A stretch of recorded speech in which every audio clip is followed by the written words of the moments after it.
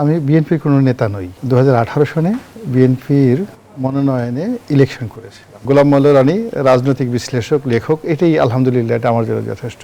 কিছু মানুষকে মহামানব বানানোর চেষ্টা করা হচ্ছে, কিছু মহামানবকে অমানুষ বানানোর চেষ্টা করা হচ্ছে।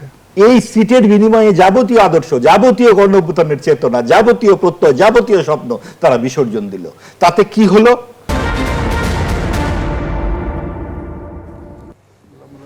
ত্রয়োদশ জাতীয় সংসদ নির্বাচন ও গণভোটকে সামনে রেখে দেশের ভোটের রাজনীতি দ্রুতই উত্তপ্ত হয়ে উঠেছে। নির্বাচনী প্রচারণায় মাঠে নামার সঙ্গে সঙ্গেই রাজনৈতিক অঙ্গনে শুরু হয়েছে বক্তব্য পাল্টা বক্তব্য, অভিযোগ, প্রতিশ্রুতি আর শঙ্কার রাজনীতি। বিএনপি, জামায়াতে ইসলামী এবং নতুন শক্তি এনসিপির শীর্ষ নেতাদের তীব্র কথার লড়াই রাজনীতিতে স্পষ্ট করে দিচ্ছে নতুন মেরুকরণ। প্রচারণা শুরু থেকেই প্রশ্ন উঠছে, এই আক্রমণাত্মক ভাষা কি গণতান্ত্রিক প্রতিযোগিতার সীমার মধ্যে আছে, নাকি এটি নির্বাচনী পরিবেশকে অস্থিতিশীল করার ঝুঁকি তৈরি করছে? ভোট কি শেষ পর্যন্ত শান্তিপূর্ণভাবে হবে, নাকি রাজনীতির এই উত্তাপ আরও বড় কোনো সংকেত দিচ্ছে? আজকের আলোচনায় সেই বাস্তবতাই বিশ্লেষণ করব আমরা। দর্শক, আমি ফারনাজ জুই, সবাইকে আমন্ত্রণ জানিয়ে শুরু করছি নিউজ 24 এর নিয়মিত আয়োজন জনতন্ত্র গণতন্ত্র। নিবেদন করছে RICL স্টিল। আজকের আলোচনা এগিয়ে নিতে স্টুডিওতে আছেন দুজন সম্মানিত অতিথি। চলুন এ পর্যায়ে পরিচিত হই। আছেন মাহবুব আজিজ, সিনিয়র সাংবাদিক। শুভেচ্ছা। সে সঙ্গে আরও আছেন গোলাম মোল্লা রনি, সাবেক সংসদ সদস্য, বিএনপি নেতা।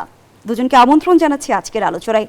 জনাব গোলাম মোল্লা রনি, আপনাকে দিয়ে আলোচনাটা শুরু করি। যেমনটি বলছিলাম, নির্বাচনী প্রচারণায় মাঠে নামার সঙ্গে সঙ্গে আমরা দেখছি রাজনৈতিক দলগুলো একজন আরেকজনকে ঘায়েল করে নানা বক্তব্য দিচ্ছে।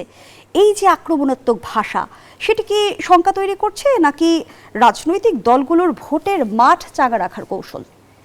ধন্যবাদ, আপনার প্রশ্ন উত্তর দেবো, কিন্তু একটু ছোট সংশোধনী দিয়ে নেই। আমি বিএনপির কোনো নেতা নই। 2018 সনে বিএনপির মনোনয়নে ইলেকশন করেছিলাম। বিএনপির কোনো প্রিলিমিনারি মেম্বারশিপ আমার নেই। তো কাজে এখানে আমি একজন বিএনপির সমর্থক হতে পারি, বড় জোর একজন কর্মী হতে পারি, কিন্তু নেতা বললে অনেকের মেজাজ গরম হয়ে যাবে যে ও আবার নেতা হলো কি করে। এটাকে আমরা আপনার বিনয় ধরে নেব? না না, বিনা না, আমার তো কোনো পোর্টফোলিও নেই। বিএনপির একটা যে কোনো একটা ওয়ার্ড কমিটিতেও যদি আমি একটা সাধারণ কিছু থাকতাম, তাহলে আপনি বলতে পারতেন যে এটা ওয়ার্ড কমিটির নেতা। আমি বিএনপিতে শুধুমাত্র নির্বাচন করেছি আওয়ামী লীগ থেকে এসে একবার। বিএনপিতে আমার কোনো পোর্টফোলিও নেই।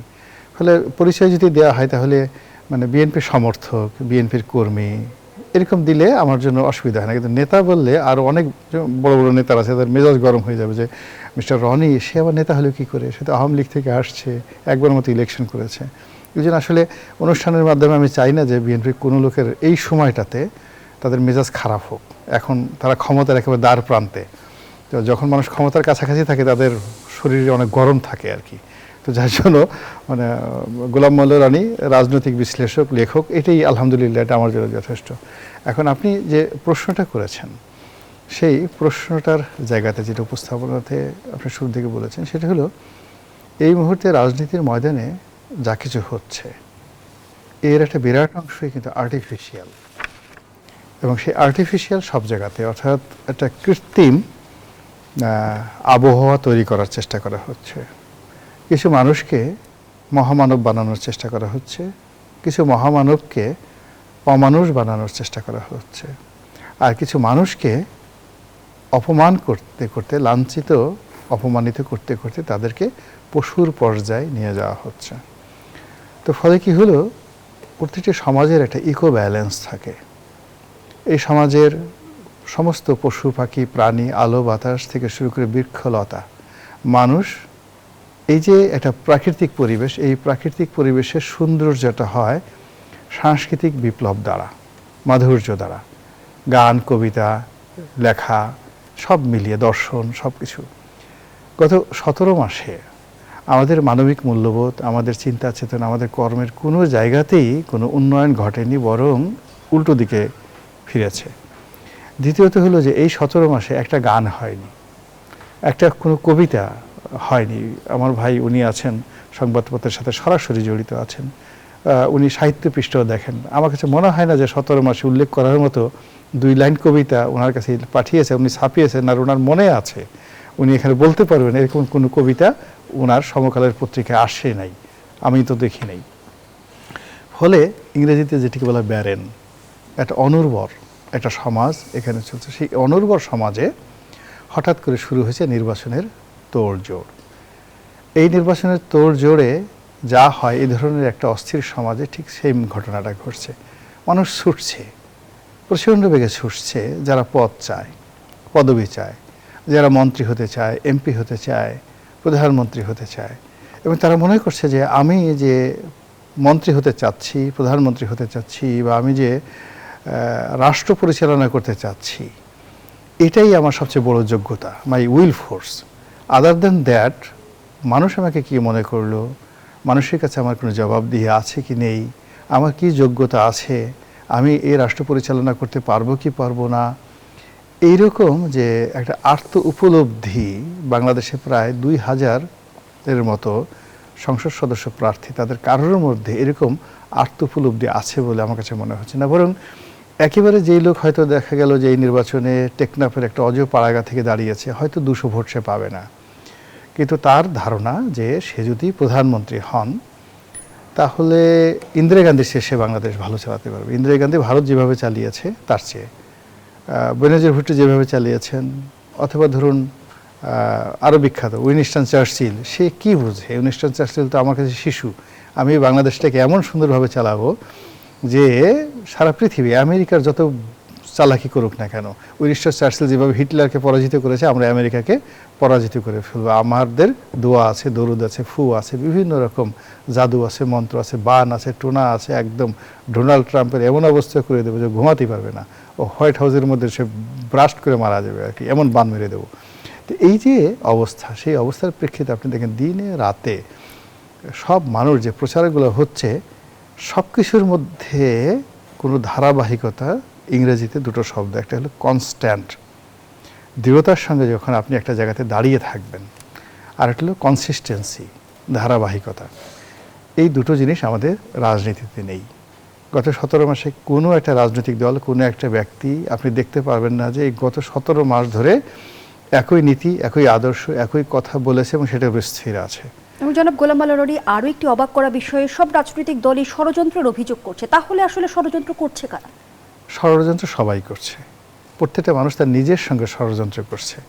অর্থাৎ কোনো একটা মানুষ ধরেন, সে যদি নিজে বিশ্বাস না করে দৃঢ়ভাবে যে আমি এই কাজটি করতে পারবো, এই কাজটি আমার করা উচিত, মানে আই ক্যান ডু, এবং আমার এই কাজটা করা উচিত, এবং জনগণ আমাকে সমর্থন দেবে, এবং আমি এই কাজে সফল হওয়ার ব্যাপারে শতভাগ নিশ্চয়তা, এই যে আত্মবিশ্বাস, এই আত্মবিশ্বাস থেকে মানুষ আত্মপ্রবঞ্চনা থেকে বাঁচতে পারে।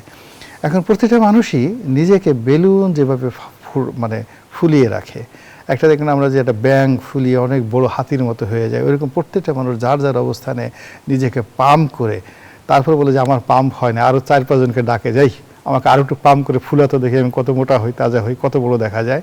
এইভাবে আমাদের চারিদিকে সব বড় বড় মানুষ ঘুরে বেড়াচ্ছে। ফলে যারা এই নিজেদেরকে বায়ু মানে প্রয়োগ করে মোটা তাজা করে ফেলছেন, তারা নিজেরাও ক্লান্ত, বিধ্বস্ত, আমরাও ক্লান্ত, আমরা কোনো দিশা পাচ্ছি না। একেবারে নিকটে, মাত্র যদি ধরেন 22 তারিখে 12 তারিখে যদি নির্বাচন হয়, কয়দিন হাতের সময় আছে? 13-14 দিন নির্বাচন বন্ধ হতে। 13-14 দিনের আগে তো সব কিছু সেটেলড হয়ে যাওয়ার কথা। এখন চক্রান্তের কথা আসবে কেন? এখন একে অপরকে অভিযোগের ব্যাপার আসবে কেন? এখন কথায় কথায় আল্লাহ রাসূলের দোহাই দিয়ে জান্নাত, কাফের, মুনাফেক, এই সমস্ত শব্দ কেন রাজনীতিতে আসবে? এরকম তো আমাদের দেশে ছিল না। যখনই দেখবেন যে কোনো একটা জায়গাতে মানে অতিরিক্ত খেলাধুলা হয়। গোলাম মাওলা রনি, বাস্তবতা বিবেচনায় একটি প্রশ্ন তো আসে যে বাংলাদেশের রাজনীতি কিংবা নির্বাচন কি শুধুমাত্র অভ্যন্তরীণ বিষয়, নাকি সেটি ভূ রাজনৈতিক অংশ হয়ে গেছে? সে আলোচনায় ফিরব পরবর্তী অংশে। এ পর্যায়ে ধন্যবাদ জানাচ্ছি আপনাকে। জনাব মাহবুব আজিজ, আমরা রাজনৈতিক দলগুলোর মাঝে যে আক্রমণাত্মক ভাষা ব্যবহারের প্রবণতা দেখছি, সেটি কি গণতান্ত্রিক সীমাবদ্ধতাকে আমি যদি বলি যে সীমার মধ্যে আছে কিনা? আর এনসিপির কথা বারবার বলা হচ্ছে যে এনসিপির নেতাকর্মীদের কঠোর বক্তব্য কি রাজনৈতিক শক্তির প্রতিফলন, নাকি আলোচনায় থাকার কৌশল? জি, ধন্যবাদ, শুভেচ্ছা।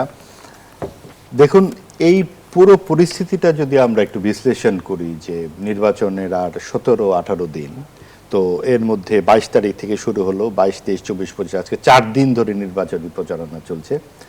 স্বাভাবিকভাবেই এক দল আরেক দলের বিরুদ্ধে বলবে, তার কর্মসূচি আসবে এবং নানান রকম কথাবার্তা তো সামনে আসছে। আমরা যদি একটু পেছনে ফিরে তাকাই, গত জুন জুলাই মাসে মানে প্রায় 1 বছর আগে কিন্তু জামাত তার প্রার্থীদেরকে ঠিক করে ফেলেছিল, কিন্তু তারা নির্বাচন দাবি করেনি। নির্বাচনটি দাবি করেছিল কারা? বিএনপি। বিএনপি কিন্তু ব্যস্তই ছিল, ডিসেম্বরের মধ্যে নির্বাচনের দিন অথবা ফেব্রুয়ারির মধ্যে দিন ইত্যাদি বারবার বিএনপি যখন এই একটি ইস্যু নিয়ে তারা মাঠে ব্যস্ত ছিল, তখন তাদের প্রধান নেতা লন্ডনে ছিলেন ইত্যাদি নানান রকম পরিস্থিতিতে বিএনপি কিন্তু ঠিক নির্বাচনী মাঠটা প্রস্তুতি করবার ওরকম ভাবে মনোযোগ তারা দিতে পারেনি। সেই সময়ে কিন্তু জামাত, সেই জুন জুলাইতেই আমরা জানি গত বছরের জামাতের কোন প্রার্থী কোথায়, তারা তাদের মাঠ গুছিয়ে বলছে যে ঠিক আছে আমাদের সংস্কার ইত্যাদি নানান কিছুতে তারা সময় ক্ষেপণ করেছে এবং যত বেশি সময় পাওয়া যায় তত যেন ভালো।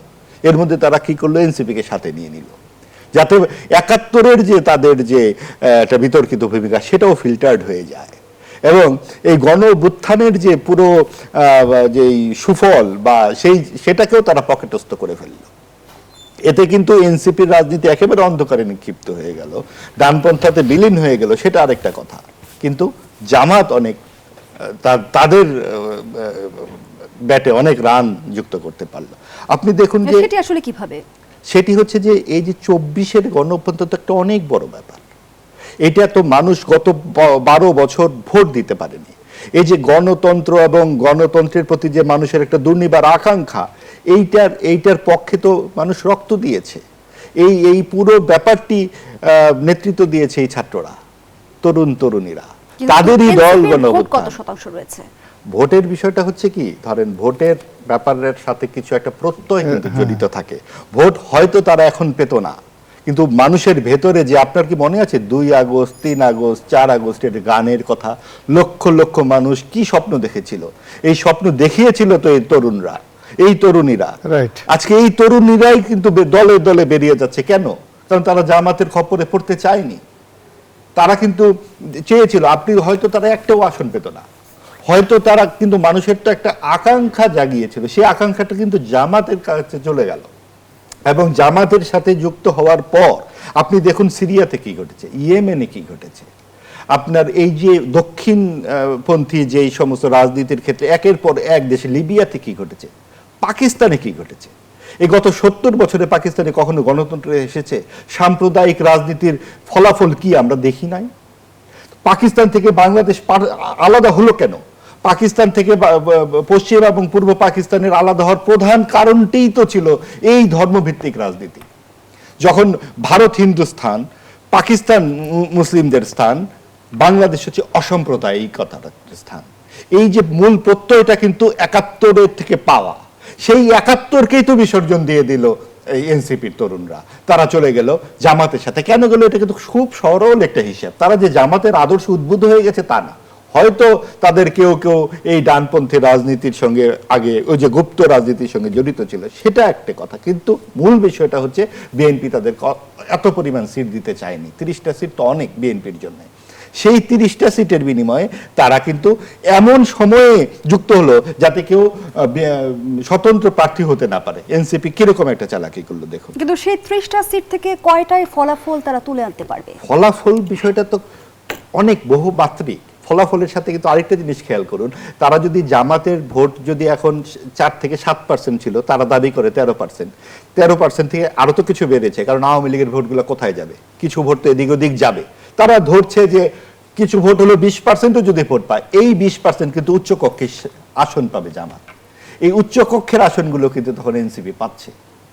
কাজেই এই সিটের বিনিময়ে যাবতীয় আদর্শ, যাবতীয় গণ অভ্যুত্থানের চেতনা, যাবতীয় প্রত্যয়, যাবতীয় স্বপ্ন তারা বিসর্জন দিল। তাতে কি হলো? বাংলাদেশ একটা দীর্ঘ মেয়াদী একটা ডানপন্থার কবলে পড়তে যাচ্ছে। আজকে বিএনপির যে রাজনীতি আপনি দেখুন, তাদের তো একটা কাউন্টার ন্যারেটিভ থাকা দরকার। তারা কিন্তু শুধুমাত্র যেই আক্রমণটি করছে যে জামাত 71-এর ভূমিকা, বিতর্কিত ভূমিকা, জামাতের মুনাফিকের বিষয়গুলো সামনে আনছে, এগুলো ঠিক আছে, এগুলো যুক্তিযুক্ত। কিন্তু একই সাথে জামাত যে যদি জিতেই যায় ইউনিভার্সিটিগুলোর মতো, তখন বিএনপি কি কাউন্টার বয়ান মানে উত্থাপন করবে, সেই বিষয়ে কি তাদেরকে কোনো মনোযোগ আছে? আপনার অতি আত্মবিশ্বাস কিন্তু নির্বাচনে নিশ্চয়ই আপনার নজরে এসেছে ওয়াশিংটন পোস্টের একটি প্রতিবেদন, যেখানে বলা হয়েছে যুক্তরাষ্ট্র সামনের দিনে আসলে জামায়াতের সাথে বন্ধুত্ব করতে আগ্রহী। এই যে আগ্রহ, সেটি কি আসলে আদর্শগত পরিবর্তন নাকি ভূ রাজনৈতিক হিসাব? আমি সে আলোচনায় ফিরতে চাই বিরতির পর। দর্শক, জনতন্ত্র গণতন্ত্রের এ পর্যায়ে একটা বিরতি নিচ্ছি, সাথেই থাকুন। আবার আমন্ত্রণ, আপনারা দেখছেন নিউজ 24 এর নিয়মিত আয়োজন জনতন্ত্র গণতন্ত্র। নিবেদন করছে RICL স্টিল। আমরা আবারও ফিরছি আলোচনায়। জনাব মাহবুব আজিজ, যে প্রশ্নটি রেখে বিরতিতে গিয়েছিলাম, ওয়াশিংটন পোস্টের এক প্রতিবেদনে উঠে এসেছে যুক্তরাষ্ট্র জামায়াতের সঙ্গে বন্ধুত্ব করতে চায়। এই যে বন্ধুত্ব করার আগ্রহ, সেটি কি আদর্শগত পরিবর্তন নাকি ভূ রাজনৈতিক হিসাব? এটা আসলে কৌশল এবং হিসাব। যেটা ওই যে আমরা বিরতি যাওয়ার আগে যে ডানপন্থার উত্থানের কথাটা বলো, বিশ্বের বিভিন্ন জায়গায়, সিরিয়া, লিবিয়া, ইয়েমেন, পাকিস্তানের রাজনীতির পরিস্থিতি, এবং আপনি দেখুন আজকেও যুক্তরাজ্যের প্রতিনিধি দলের সাথে জামাতের বৈঠক হয়েছে, এবং এগুলো তো অস্বাভাবিক কিছু নয়, এটাই স্বাভাবিক। এই দেশে যারা জিতবে নির্বাচনে তাদের সাথেই যুক্তরাষ্ট্র বলুন, যুক্তরাজ্য বলুন, ভারত বলুন, সকলেই কাজ করবে, এটা স্বাভাবিক। এখন এই স্বাভাবিকতার মধ্যে যেই কাজগুলো আমাদের রাজনৈতিক দলগুলোর করা উচিত, সেটা হচ্ছে যে যার যার আদর্শটা স্পষ্ট করা, এই ছল চাতুরি ছদ্মবেশ প্রতারণার জায়গা থেকে বেরিয়ে আসা। আপনি ভালো কথা, আপনি আমাদের ভোট চাচ্ছেন, কিন্তু আপনি যার কাছে যাচ্ছেন তার মতো করে আপনি সেজে যাচ্ছেন, তাহলে কেমন কথা? আপনি যখন যুক্তরাষ্ট্রের সাথে কথা বলছেন, যুক্তরাজ্যের যিনি ভদ্রমহিলা কথা বলছেন, তখন স্কার্ট পরে আসলে তার অসুবিধা হচ্ছে না, কিন্তু আমাদের দেশের নারীদের পোশাক আশাক নিয়ে জামাতের অবস্থানটা কি? এবং এই শরিয়া আইন বা ইসলামিক আইন নিয়ে তারা গত 40-50 বছর ধরে কথা বললেন, হঠাৎ করে ইসলামিক আন্দোলনের সঙ্গে তাদের বিবাদ বেঁধে গেল যে শরিয়া আইন তারা এখন করতে চাচ্ছে না। অর্থাৎ নির্বাচনের আগে তারা বলছে যে আমরা শরিয়া আইন করব না। এতে কিন্তু অনেক যারা একটু রেশনাল ভোটার, তারা হয়তো ভাববে যে ঠিক আছে, নৈতিকতার দিক থেকে জামাত হয়তো উন্নত, আমি জামাতকে ভোট দেই, তাহলে তারা তো শরিয়া আইন করবে না, আমি তো আওয়ামী লীগ বিএনপি অনেক করাপ্টেড, এরকম হতে পারে। আসলে করাপশন মানে কি? শুধুমাত্র কি আর্থিক দুর্নীতি? নৈতিকতা অনৈতিকতা বলে কি একটি বিষয় থাকবে না? 71 সালে বাংলাদেশের মুক্তিযুদ্ধের বিরুদ্ধে দাঁড়িয়ে গিয়েছে যেই দলটি, খুন, জখম, হত্যা, ধর্ষণ যা কিছু করার সব কিছু করেছে, লুট করেছে, দেশটাকে ঝাঁঝরা বানিয়ে দিয়েছে, তাদের হাতেই দেশ তুলে দেওয়া হবে। এইটা আমাদেরকে দেখতে হবে। ধন্যবাদ জানাচ্ছি জনাব মাহবুব আজিজ। জনাব গোলাম মোল্লা রনি, ভারতের সাবেক হাই কমিশনার হর্ষবর্ধন শ্রীংলার দাবি, অনিয়ম কারচুপি ছাড়া জামায়াত কখনো ক্ষমতায় আসতে পারবে না। এই বক্তব্যকে কিভাবে দেখছেন? সে সঙ্গে আরেকটি প্রসঙ্গ যুক্ত করি, বাংলাদেশের নির্বাচন কি শুধুই বাংলাদেশের অভ্যন্তরীণ বিষয় নাকি ভূ রাজনীতির অংশ হয়ে গেছে? অন্তত যদি আমরা লাস্ট 3টে নির্বাচন দেখি, তো 3টে নির্বাচন সেখানে তো ভূ রাজনৈতিক বিষয় ছিল। ভোটাররা তাদের ভোট প্রয়োগ করতে পারেনি, এবং 2014, 18, 24 এই তিনটে নির্বাচনের কৌশল ছিল এতটা অভিনব, 2014 সনে যারা অংশগ্রহণকারী তারা বুঝতেই পারেনি যে এরকম একটা সর্বনাশ ঘটতে যাচ্ছে। আবার 2018 সনে যারা প্রতারিত হয়েছেন তারাও ভাবতে পারেননি যে রাতের মধ্যে ভোট হয়ে যাবে। 24-এর কথা তো বাদই দিলাম। তো সেই ক্ষেত্রে আমাদের ভয়টা হলো কি, যে মানুষ যদি একবার দুষ্টুমি করে, শয়তানি করে, এবং পরপর 3বার যদি তারা সেই একটা হ্যাট্রিক করে না, 3বার যদি জিতে যায়, তো এইভাবে আমাদের ফাজলামতে, দুষ্টামিতে, বদমাশিতে, ভোট র্যাগিংয়ে আমাদের যারা ভোটের সঙ্গে যারা সম্পৃক্ত লোকজন রয়েছে, এদের একটা রেকর্ড তৈরি হয়ে গেছে। তো কাজেই সেখান থেকে রাতারাতি হঠাৎ করে ভালো কিছু করা, আশ্চর্যজনক কিছু করা, এটা মিরাকেল ছাড়া সম্ভব নয়। দ্বিতীয়ত হলো, ভোটের মাঠের সাথে যারা জড়িত তাদেরও লজ্জা শরম চলে গেছে। একজন সিইসি, তাকে ধরে আচ্ছা মতো জুতা দিয়ে পিটানো হয়েছে, তার গলায় জুতার মালা পরিয়ে দেওয়া হয়েছে। এটা নিয়ে মানে তাদের কোনো লজ্জা শরম আছে বলে অন্য কোনো মনে হচ্ছে না। তো কাজেই এই যে মানুষের মধ্যে থেকে যখন লজ্জা চলে যায়, হায়া চলে যায়, তখন সে যে কোনো কাজ করতে পারে। তো সেই অর্থে আমাদের যে নির্বাচনের এখন যে মডিউলটা আছে, সেই এই মডিউলের মধ্যে থেকে সত্যিকার অর্থে ভালো কিছু একটা নির্বাচন, অংশগ্রহণমূলক একটা নির্বাচন, স্বচ্ছ একটা নির্বাচন, এটা আশা করাটা আসলে খুবই একটা কঠিন বিষয়। এর কারণ হলো পুরো সিস্টেমটি, আপনি যারা the civil bureaucracy, the military bureaucracy, the judiciary, executive, election commission, the financial system, ভোটারদের মন মানসিকতা, এখন যারা ভোট কেন্দ্রে আসছে, এখন আপনি চিন্তা করেন যে ভোটের মাঠে যে কথাগুলো হচ্ছে, আওয়ামী লীগ জমানাতে মানে তার সাথে কী ব্যতিক্রম হচ্ছে, নাথিং নিউ, যে কারণে আমরা বিশ্বাস করতে পারি। এবং একটা স্বার্থের জন্য মাহবুব আজিজ সাহেব যিনি বলার চেষ্টা করছিলেন যে একটু একটা এমপি হবে বা উচ্চ কক্ষেরা পদ পাবে, এই জন্য দেখা গেল যে জুলাই আগস্টের যে বিপ্লব, এই বিপ্লব স্বাধীন বাংলাদেশের মুক্তিযুদ্ধের পরে সবচেয়ে বড় ব্যতিক্রম, এবং এরকম একটা বিপ্লব আগামী 100 বছর আসবে কিনা সন্দেহ। এই বিপ্লবের সঙ্গে আমাদের স্বপ্ন ছিল, প্রেম ছিল, ভালোবাসা ছিল, দেশ গঠনের একটা নিদারুণ একটা স্পিরিট ছিল। তো সব কিছু এই তরুণরা যারা একটা সময় এই বিপ্লবের জন্য জীবন বিলিয়ে দিল, আর সেই জীবনের কিছু ভোগ বিলাসের জন্য, একটু হাঁসের মাংসের জন্য, একটু যাকে বলা হয় ভালো পোশাকের জন্য, একটা ঘড়ির জন্য, একটা কেশচের জন্য, একটা চেয়ারের জন্য, তারা সেই বিপ্লবের পুরো আদর্শ বিলীন করে দিয়ে এখন জামাতের মানে তাবিদারি হয়ে গেছে। এবং এরা সবাই এখন টুপি পরে ঘুরছে। কয়দিন পরে যে দাড়ি রাখে কিনা এটা নিতে আমার টেনশন হচ্ছে। যে বিপ্লবী যারা লোকজন আছে দাড়ি রেখে ঘুরতেছে, পাঞ্জাবি পরে ঘুরতেছে, এবং তারা আরবি শেখার জন্য বিভিন্ন হুজুরের কাছে যাচ্ছে। ওই যে আমাদের যে আমির হামজা আছে, দেখা গেল সবাই আমির হামজার শিষ্য, যে আমাদেরকে শিখিয়ে দেন কি করে ওয়াজের সুর ধরতে হয়। নির্বাচন এলে কেন লেবাস পরিবর্তন হয়ে যায়? জি, এই যে এটি তো একটা দুর্বলতা, তার নিজের প্রতি কনফিডেন্স থাকে না, যে আমি যেভাবে আমার বাবা আমাকে জন্ম দিয়েছেন, যেভাবে আমার শিক্ষকরা আমাকে শিখিয়েছেন, যে আদর্শ ধারণ করে আমি এই পর্যায়ে এসেছি, এবং যে বিশ্বাস নিয়ে আমি নির্বাচনের মাঠে নেমেছি, আমি সেটাতেই স্থির থাকব, এই হলো ধারাবাহিকতা। কিন্তু হঠাৎ তার মনে হচ্ছে আমি বোধহয় যা করছি এটা ঠিক না, আমাকে একটু আল্লাহ রাসূলের নাম নিতে হবে, মাথায় একটা টুপি পরতে হবে, হাতে একটা তসবিহ নিতে হবে, একটু আতুর মাখতে হবে, আর লোকজন দেখলেই খালি কথায় কথায় আল্লাহ রাসূলের কথা বলতে হবে, আল্লাহর দোহাই দিতে হবে, এই ভোট দাও নচেৎ গজব নাজিল হবে আল্লাহর, আমি তোমার জন্য দোয়া করে দেবো, এরকম একটা অলৌকিক ভাব। এবং এই যে আমরা বিভিন্ন ফেরাউন জমানার কথা বলি না, বিশ্বাস করেন ফেরাউনদের মধ্যে যারাই একটু ভালো করেছে প্রায় সবাই নিজেদেরকে খোদা দাবি করেছে, আর অন্য গ্রুপ যারা একটু মাঝামাঝি তারা নিজেকে খোদার সন্তান বা খোদার প্রতিনিধি দাবি করেছে। এই যে ধর্মভিত্তিক যে রাজনীতি, গ্রিক যে আমাদের ম্যাথোলজি, সেখানেও একই অবস্থা, মিশরের একই অবস্থা। এবং এখন এই যুগে যারা ধর্মকে কেন্দ্র করে একটা ইলিউশন এবং একটা হ্যালোসিনেশন তৈরি করে ফেলে, তাদের সঙ্গে অতীতের যারা ধর্ম নিয়ে ব্যবসা বাণিজ্য করেছে, এমনকি আইএমএ জাহিলিয়াতের যুগে, আমি অন্তত তাদের মধ্যে কোনো ডিফারেন্স দেখতে পাই। জনাব গোলাম আলী রনি, ভারতে শেখ হাসিনাকে বক্তব্য দিতে দেয়া বাংলাদেশের গণতন্ত্র নিরাপত্তার জন্য হুমকি, পররাষ্ট্র মন্ত্রণালয়ের বিবৃতি প্রকাশিত হয়েছে এই বিষয়ে। ভারত সরকার কি বক্তব্যের দায় এড়াতে পারে, বা কূটনৈতিক শিষ্টাচারের লঙ্ঘন কিনা? আমি সেই আলোচনায় ফিরতে চাই, আবারও বিরতির সময় হয়েছে। দর্শক, গণতন্ত্রের এই পর্যায়ে আবারও বিরতি নিচ্ছি, সাথেই ফিরে এলাম, দেখছেন গণতন্ত্র। আমরা আবারও ফিরছি আলোচনায়। জনাব গোলাম আলী রনি, যে প্রশ্নটি রেখে বিরতিতে গিয়েছিলাম, ভারতে বসে ক্ষমতাচ্যুত প্রধানমন্ত্রী শেখ হাসিনার বক্তব্যকে বাংলাদেশ সরকার সরাসরি উস্কানিমূলক বলছে, তারপর আমরা দেখছি যে ভারত অনেকটা নীরব দর্শকের ভূমিকায় রয়েছে। ভারতের এই নীরবতা কি বার্তা দিচ্ছে? প্রথমত, ভারত বর্তমান যে অন্তর্বর্তীকালীন সরকার আছে তাদের সঙ্গে কোনো নেগোসিয়েশন করতে তারা ইন্টারেস্টেড না। দ্বিতীয়ত, আগামীতে যে একটা নির্বাচিত সরকার আসবে তাদের সঙ্গে তারা কূটনৈতিক চ্যানেলে একটি সম্পর্ক স্থাপন করবে, এটা তারা আগেই ঘোষণা দিয়েছে। থার্ডলি হলো, তাদের এখানে যে সকল ব্যবসা বাণিজ্য আছে, যে বিনিয়োগ আছে, সেটা আগের মতোই চলছে। এতে বর্তমান সরকার কোনো বাধাও তৈরি করতে পারছে না, আর হয়তো পারছে না। তো কাজেই আগে ভারতের একটা দায়বদ্ধতা ছিল, লায়াবিলিটি ছিল, এখন তারা সকল সুযোগ সুবিধা পাচ্ছে, কোনো লায়াবিলিটিস নাই। এবং সর্বশেষ যে বিষয়টা হলো, তারা শেখ হাসিনার ব্যাপারে এবং আওয়ামী লীগের ব্যাপারে অতীতের যে কোনো সময় আসছে রীতিমতো অন্ধ।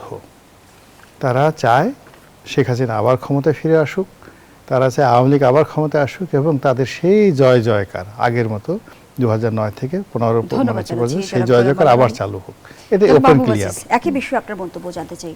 জি, আমার আসলে মনে হয় যে আমাদের যে বর্তমান অন্তর্বর্তীকালীন সরকার একটা ভারতীয় জুজু দেখিয়ে অনেক কিছু লুকিয়ে রাখবার চেষ্টা করেছে বরাবর। আপনি প্রথম থেকে ভারতীয় আধিপত্যবাদ, ভারতের বিরুদ্ধে তাদের এত শোরগোল পাকানোর কি ছিল? এটা তো কোনো রাজনৈতিক সরকার নয় যে পরবর্তী যে রাজনৈতিক সরকার আসবে তাদের জন্য একটা লেভেল প্লেইং ফিল্ড তৈরি করে সেখানে ভোটাধিকার যাতে মানুষ প্রয়োগ করতে পারে, এইটুকুই তাদের প্রধান কর্তব্য। আধিপত্যবাদের বাস্তবতাকে অস্বীকার করার সুযোগ আছে কি? অস্বীকার করার সুযোগ নেই, কিন্তু সেইটার জন্য তো অনেক ঐতিহাসিক অনেক কারণ আছে। সেই কারণগুলো তো, আপনি যে সুতা আমদানির কথা ধরুন, এই যে সুতা 117 ভাগ আমদানি বেশি করছে এই বর্তমান সরকার, তাহলে সেগুলোর দিকে না দেখে সারাদিন ভারতীয় আধিপত্যবাদ বলে লাভটা কি হলো? আপনি ভারতীয় আধিপত্যবাদ বলে এই যে সামনে কোরবানি ঈদ হবে, গরু আনবেন ভারত থেকে, পেঁয়াজ আনবেন ভারত থেকে, সমস্ত পণ্য আনবেন ভারত থেকে। আপনি স্বনির্ভর হবার জন্য কি উদ্যোগটা নিয়েছেন গত 18 মাস? এই যে এত বড় বড় কথা বলে উপদেষ্টারা এসেছেন, তারা কোন দক্ষতার পরিচয়টা দিলেন? আর তাদের কাছে তো আমাদের প্রত্যাশা ছিল যে যেই গণ অভ্যুত্থানের আকাঙ্ক্ষা নিয়ে তারা এসেছিলেন, সেই আকাঙ্ক্ষার সেই বৈষম্য বিরোধী সমাজ তৈরিতে তারা কি কাজ করলেন? তারা যে সরকারি বেতন স্কেল এতখানি পাহাড় সমান বাড়িয়ে নতুন সরকারের ঘাড়ে চাপিয়ে দিয়ে চলে যাচ্ছেন, এটা কোন বৈষম্যহীন সমাজের বার্তা দিচ্ছে? তারা যে খবর বেরোচ্ছে নতুন মন্ত্রিসভার জন্য এক একজনের ফ্ল্যাট তৈরি হবে 9,000 স্কয়ার ফুট, এটা কোন বৈষম্য বিরোধী সমাজের ইঙ্গিত দিচ্ছে? যেই দেশের মানুষ 150 স্কয়ার ফিট 100 স্কয়ার ফিটের একটা ঘর পায় না, সেই দেশের মন্ত্রী কেন 9,000 স্কয়ার ফিটের বাড়িতে থাকবে? এটা কি ভবিষ্যতে মন্ত্রীরা চেয়েছে? ধন্যবাদ তাহলে জানাচ্ছি মাহবুব আজিজ। এই সরকার আসলে কি করছে? তাদের অদক্ষতা চূড়ান্ত রকমের, এবং এই জায়গাগুলোকে ভারত কি করছে আওয়ামী লীগের সাথে, এটা তো ভোটাররা বিবেচনা করবে। জি, ধন্যবাদ এটা কেন জানাচ্ছি সরকারকে মাহবুব আজিজ। দেখতে হবে? গোলাম মাওলা রনি, একই বিষয়ে 2-4 লাইন মন্তব্য নিয়ে শেষ করতে চাই।